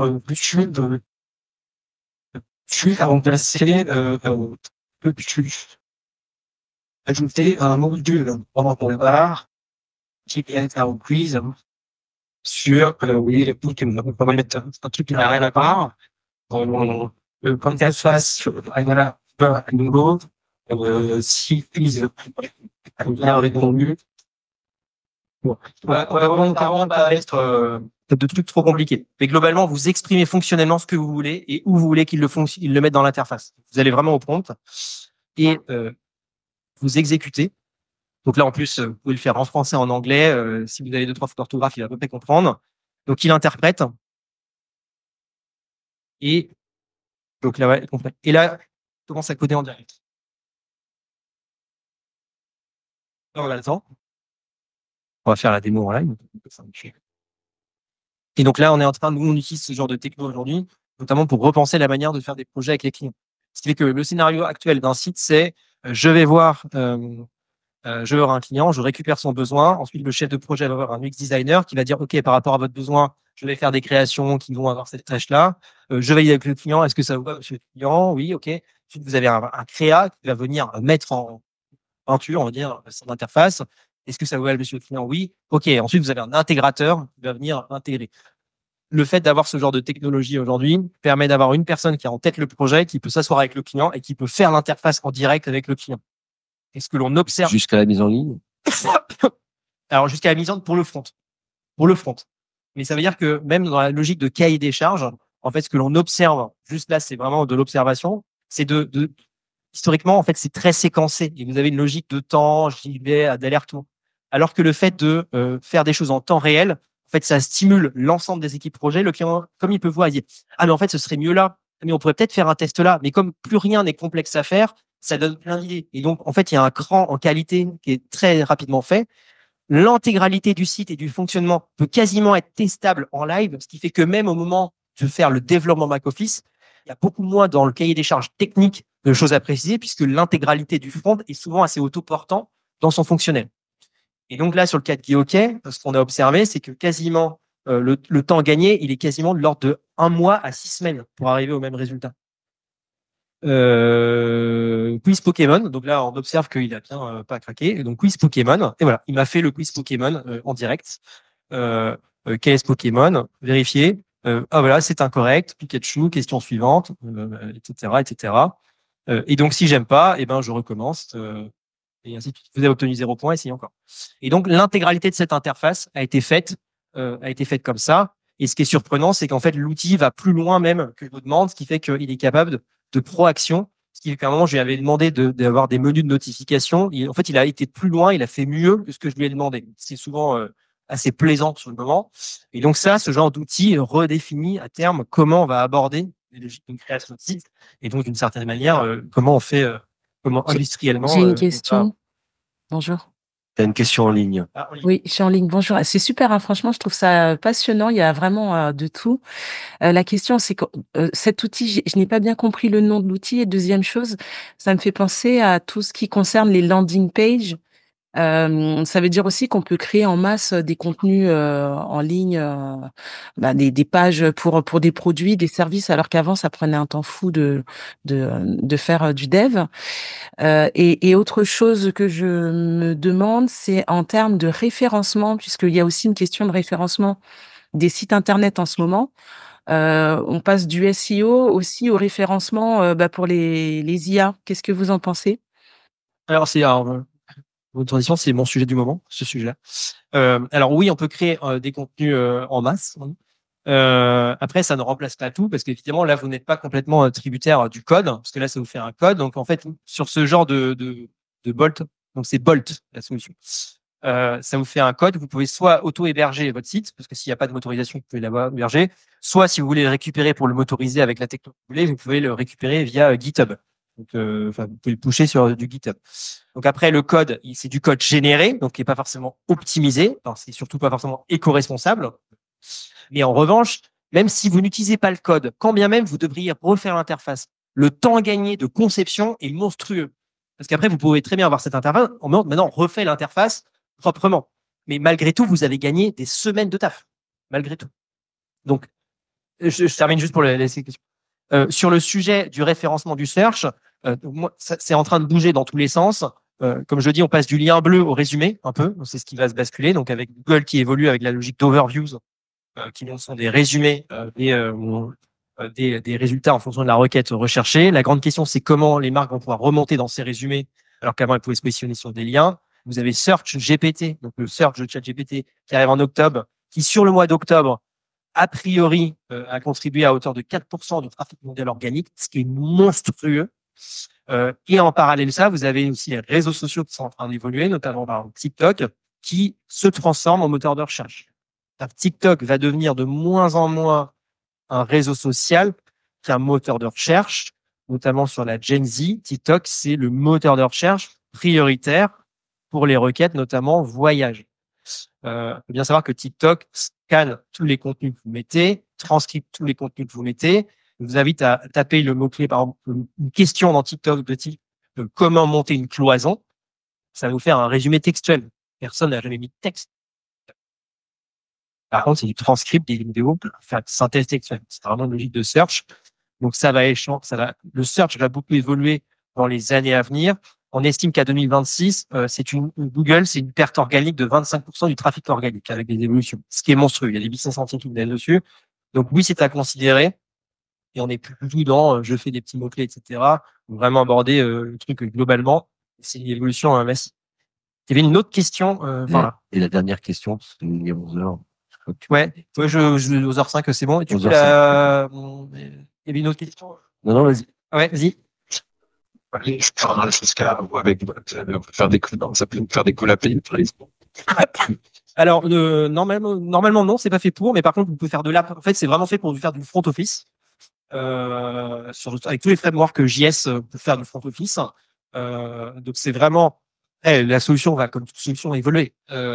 En l'occurrence, nous, on l'utilise vraiment sur le scénario de conception d'interface. Et après, des fois, on garde le code, c'est utile. Des fois, on garde pas le code, on refait. Et le simple fait de penser avec le client et d'avoir des résultats temps réel, en fait, c'est le même niveau de j'ai une idée, je fais du mid-journée, j'ai un résultat temps réel, du coup, je peux itérer dessus. C'était impensable de faire ça en web. Là, en fait, on peut faire des interfaces en live et le client dit, ah, mais ça, j'aime bien, ça, j'aime pas, on change. Nous, ça fait des idées. En fait, en 2 jours de travail, vous avez un mois de réflexion avec le client. Donc, c'était vraiment et donc, ça veut dire que, quand vous n'avez pas passé un mois avec 2 jours, la valeur de la chose change. La qualité a possiblement aussi augmenté. Donc, c'est des choses qui sont vraiment intéressantes à expérimenter professionnellement parce que ça dessine un peu ce que l'on va voir. Et du coup, je termine. Pas au niveau timing. Tu peux rester, hein, non. c'est passionnant, donc. Et du coup, je vais terminer par le fait, souvent, on essaye d'opposer AI, pas AI. En fait, tout ça, c'est un faux débat. Parce qu'en fait, le sens de la technologie, historiquement, ça a été d'aider les gens. C'est pour ça qu'on a des voitures, c'est pour ça qu'on a des bras robotiques dans les usines, c'est pour ça qu'on a des micro-ondes. C'est le but de la chose. Donc, en fait, ce qui compte, c'est pas est-ce que ça a été fait en AI ou pas. La question, c'est qui est la personne derrière et quelle est l'intention et qui est fait. Parce qu'à la fin, vous allez avoir quelqu'un qui est expert qui vous dit et ça, c'est bien, ça, c'est pas bien. Mais comme je dis souvent, un travail fait par un humain, c'est nul. En fait, c'est nul. Un travail fait par une IA et c'est très bien objectivement, ça reste très bien. Donc en fait, c'est pas qui l'a fait ou comment ça a été fait, c'est qui est la personne, qui est l'expert qui sollicite la machine, qui est capable de dire, ok, ça c'est de qualité, ça c'est pas de qualité. Et donc le sujet il est là, il est dans l'intention et dans l'exigence de la qualité qu'on veut. C'est pour ça que pour arriver à ça, il faut être très bon sur ces basiques.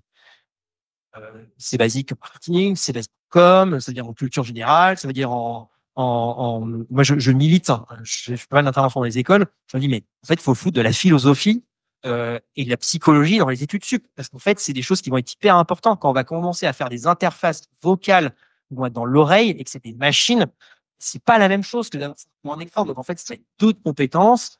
L'esprit critique, c'est hyper important. La créativité au sens d'avoir des idées, c'est hyper important. Le fait de pouvoir tout challenger, d'avoir un avis critique, c'est crucial à l'heure de l'IA. Donc, les compétences requises demain vont pas être les mêmes, ne plus être les mêmes que celles d'hier. C'est le travail d'entreprise de former les gens en temps. C'est le travail des écoles de faire ça tôt. En fait, c'est le travail de tout le monde de faire cette pédagogie-là, où tout le monde, justement, apprenne à utiliser les outils à bon escient pour des usages qui sont mieux. Ce n'est pas juste le temps à la planche. C'est peut-être un risque dans certains cas.